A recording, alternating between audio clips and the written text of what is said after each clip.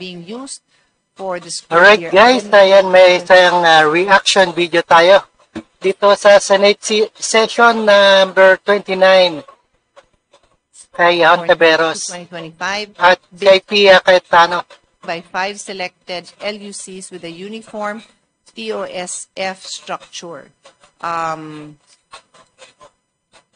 There's a report on all this. It's quite lengthy, so we can just furnish Her Honor with a copy. Thank you so much, good sponsor. And so these are at least 2 of the recommendations that are in the process of being implemented. For these 2, or on average for all the recommendations na nasa proseso ngang ito, ano yung expected timeline ng Commission for full implementation? Like, kailan po ma-finalize yung MOA at magsisimula na po yung automatic fund release sa tulong ng Land Bank? Kailan po fully implemented yung enhanced automation? Ayan, issue sa Land Bank, sa Land Bank. Or fully implemented na po ba yun? For full automation, that will take about 1 year, Mr. President. Dito sa Senate of hearing. And yung automatic fund release, 1 year din po ba, good sponsor? That one is just 6 months. 6 months. So is it possible, good sponsor, na lahat ng mga rekomendasyon na are in the process of being fully implemented, ang timeline para doon ay from 6 months to 1 year on average? Or meron po bang ilan na tatagal pa ng kaunti? No, it won't go beyond 1 year, Mr. President. Salamat. That's good to know po. So more or less 1 school year din para sa mga estudyante.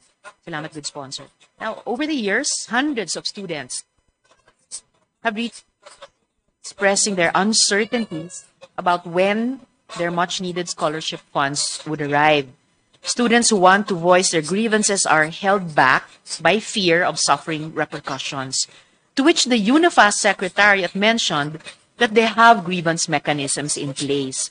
Pwede po bang magbigay linaw ang good sponsor sa ano ang mga grievance mechanisms in place para sa estudyante? Paano sinisiguro ng komisyon na mga estudyante ay mabibigyan ng isang safe environment para isaboses yung mga concerns nila nang walang takot ng repercussion mula man sa respective CHEDRO nila o higher education institution, good sponsor?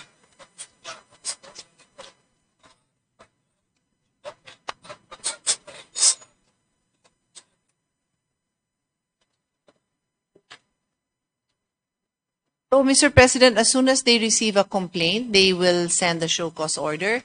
I was just shown a copy of a complaint that came from Her Honor's office, and they issued a show cause order. But I also asked that specifically, if it's just a student without the need of a senator to endorse the complaint, ganun din ba? And we are assured that the process is the same.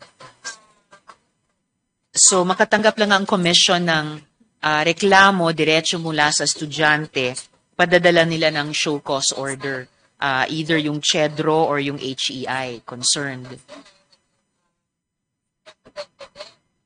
Are there any other ways in which the commission ensures a safe environment ng for school this? Na to? Ano po yun, good sponsor? Ang sama ng English nung sagot ng school. He was having a misleading information. At least wala pang estudyanteng nagreklamo ng ganon sa opisina ko, good sponsor. Ongoing yung kanyang... Ano yun? Ano ba yun? Mas grabe yung mga reklamo nila. Grabe yung reklamo ko dun sa English nila. Are there any other ways in English or whatever language that the Commission provides a safe environment for students to bring their concerns or complaints forward? May hotline din sila, but I will ask a follow-up question for Her Honor's better for Her Honor and my better understanding. Katulad niyan, yung sulat na pinakita niyo sa akin, yung name ng student. Pag nagsabi yung student na itago yung pangalan niya, kung hindi naman specific, tinatago niyo naman. O, yun naman, tinatago naman nila yung Parang pangalan. tayo dito sa Senado, good sponsor, nire-redact.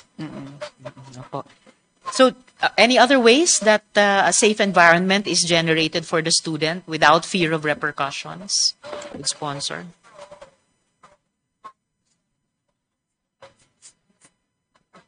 They also called the president of the SUC directly.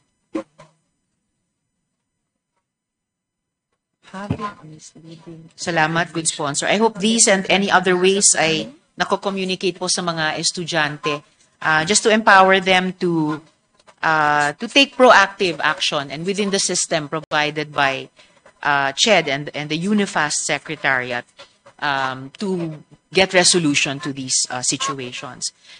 So dako naman po ako sa additional 30.1 billion pesos good sponsor na tinalakay din ni Senator Sherwin kanina.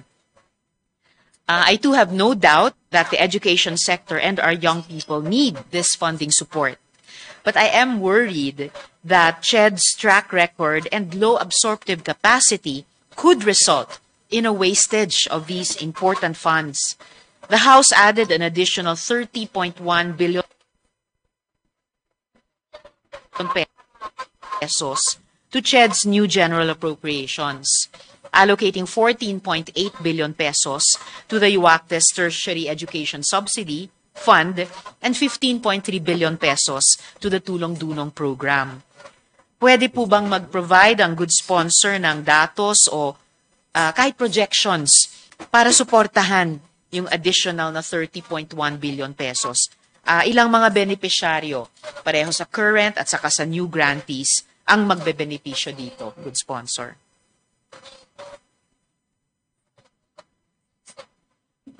Your Honor, this representation has no way of giving Her Honor information on how the Tulong Dunong of 15 billion will be implemented. None. So, as I've said in the earlier, it's a... I shouldn't expect you to be a mind reader, good Yes, sponsor. yes. Okay po. I can try. I have an imaginative mind. But no, we do not know. Now, as for, but I just want to point out that there is a 14.7, so almost 15 billion budget for tests. Yes. And if I just use Her Honor's question, if I connect this to the discussion we had with the chairman of the Committee on Education, Senator Gatchalian, currently the subsidy given to private school students is 60,000. It was reduced to 20,000 for 2025, but very recently the board said 27,000. So that's still less than half of the 60,000 they have been receiving the past few years. So definitely an increase in tests will help, because the 27,000 can be augmented to at least bring it back to 60,000. I don't know how many, kasi yung 15 billion, 14.78 billion, at 20,000 per beneficiary, that is 750,000 beneficiaries, 750,000. Currently, the test beneficiaries are roughly 500, 400 plus.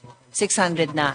So, itong 600 will now be 25%. receiving a reduced amount of 27, as I mentioned, right?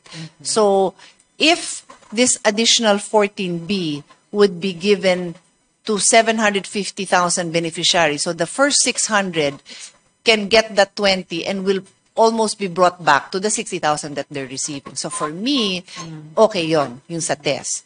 Yung sa tulong dunong, ano ba to? We assume or it is a number 7,500. Okay. So sa tulong dunong, the grant is 7,500 per sem or 15,000 a year. And that is 1 million beneficiaries. The problem is, as I mentioned earlier, the following year they have to be absorbed by tests. And we all are only at 600. How would we absorb 1 million? How? So next year, I was asking them, where will we find the funding for that? And currently, the completion rate for the beneficiaries is close to 80%. With the amount that we have been giving them, which is 60,000 for private schools and 40,000 for public. If UNIFAS will continue with their plan of reducing this, then as we had discussed with Senator Gatchalian, most likely there will be consequences. Possibly less will be able to finish because it would appear now that if you look at 27 and the computation before when they set it at 60, 20,000 was for tuition and the 40 was for all the other needs to go to school. 7,000 na lang yon. right. Na pagkasyahin lahat-lahat ng pangangailangan from food to transportation to school materials, projects, so on and so forth for the year. So that's going to be tough, Mr. President. Well, salamat good sponsor na kahit hindi mind reader ang good sponsor, at least nakapaggawa nga ng ilang projections. Scenarios. Yes, or scenarios given the requirements to the students at yung changing amounts na iga-grant and yung mandates nung original programs. So dito po sa pareho sa TES at saka sa tulong-dunong, predetermined po ba yung beneficiaries? And paano iso-sustain sila yung funding sa mga items na ito mula sa CHED? So, simpleng tatanggapin ba ng CHED yung pondong ito, yung dagdag na pondong ito, good sponsor?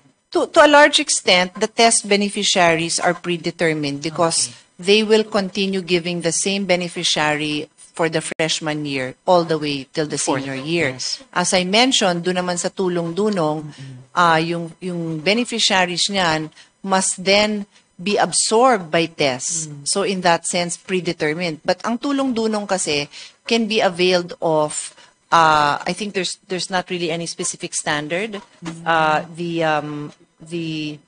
income lang of 400,000. So for so long as the beneficiary would fit that bracket, then anyone, any student can apply for that. All right. Mr. President. So, yung tanong na how to sustain, kailangan may capacity yung isang programa by sophomore year of the students originally supported by the first program ay masalo sila. So, will CHED simply accept the fund as they are appropriated right now? Well, assuming that after the BICAM, this is still there, I guess wala naman silang choice na hindi accept yung fund. Yes, they will accept it, Mr. President. You know, I'm guessing, I don't know if it's Her Honor, if it's part of her follow-up questions or the presiding officer now. Remember the number that CHED gave us earlier was 1.6 million applicants. So based on my discussion now with Her Honor, where I said that sa test, lalabas siya ng 750,000 beneficiaries at 20,000 per person. But it's actually now 27, so mababawasan ng konti yung 750. Baka naman yun yung formula ng House. Kasi nga 1.6 eh.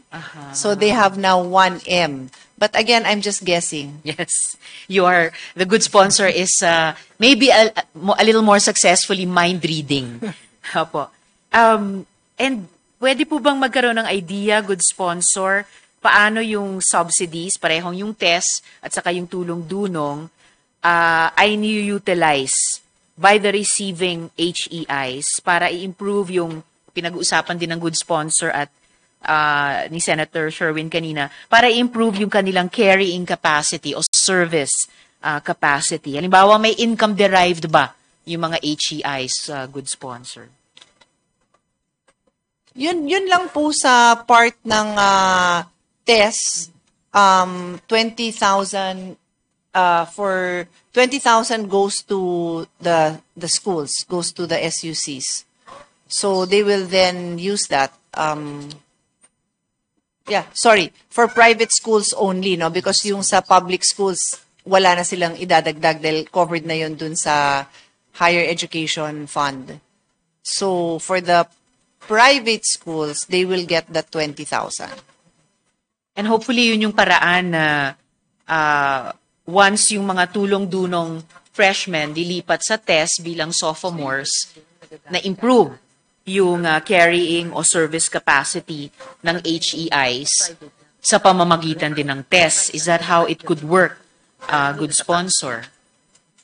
Sorry, I It's missed all right, that good last sponsor. statement. It's just Opo. yes. So, continuing to think aloud with a good sponsor. So, ito ba isang paraan, whether by design or by the way the programs operate, evolve, and interact with each other, na by the time yung mga tulong-dunong freshman maging sophomores at lilipat sa test sa susunod na school year, nakapag-improve ng service or carrying capacity yung HEIs na nag-implement ng test para masalo itong mga original tulong-dunong students with sponsor.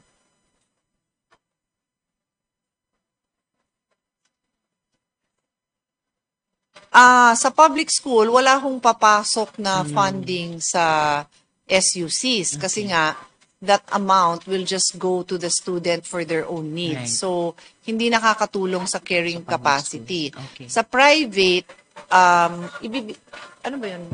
Ba't kunyari bigyan ko 7.5? Anong part yun ang ibibigay nila? Or buo yun? Kailan ibigay? Bahala na siya. So, kung kulang siya ng 2. Okay. So, sa private school, the way it works, that 7,500 per sem that is received, they can choose to augment the tuition fee that's due, or if the tuition fee is within the 7,500, they can use that entire amount. So, yun nakakatulong sa private. Pero sa public, wala. Wala. Okay. So, yung private lang ang pwedeng in a way, counterpart dun sa subsidies mula sa CHED. Salamat. And no other income as such na de-derive ang HEIs with sponsor?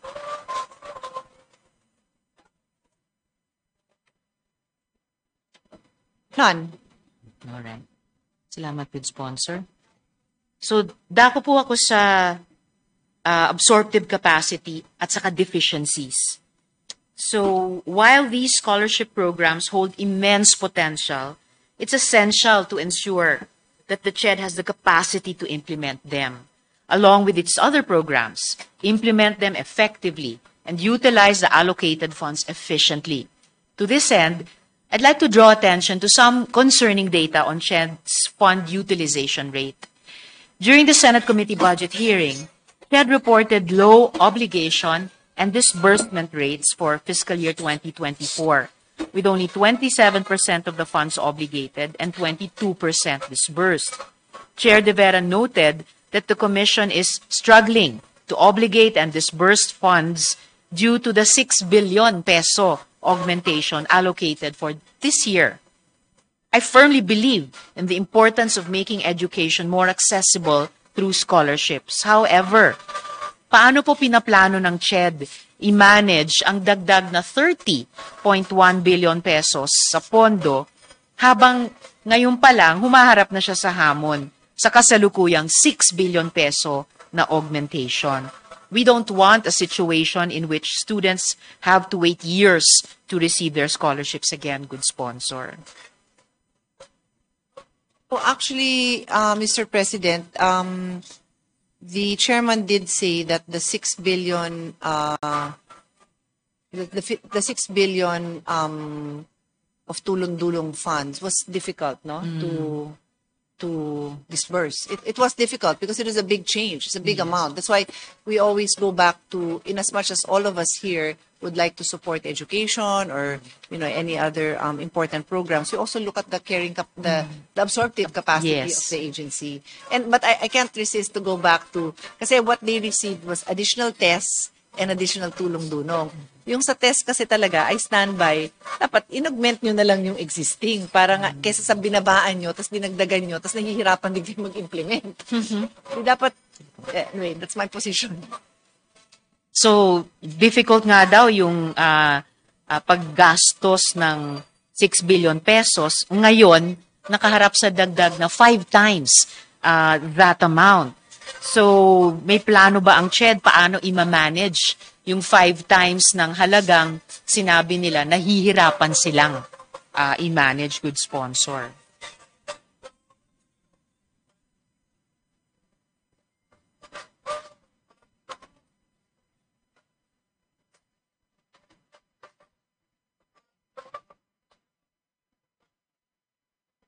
So, Mr. President, as I've already mentioned, this representation is supportive of returning to the previous amount, the test subsidy of 60,000 and 40,000. Yes. So I was just asking CHED and UNIFAS executive director, since they were nodding their head vigorously when Her Honor asked a question, kung kaya ba nodding their head to my question, kung mahihirapan sila to disburse, and definitely yes, mahihirapan. So sabi ko, if you just use that amount to go back to not even increase, just to go back to the former amount being given to the test beneficiaries, then again they're nodding their head vigorously that yes, that would be much easier to implement.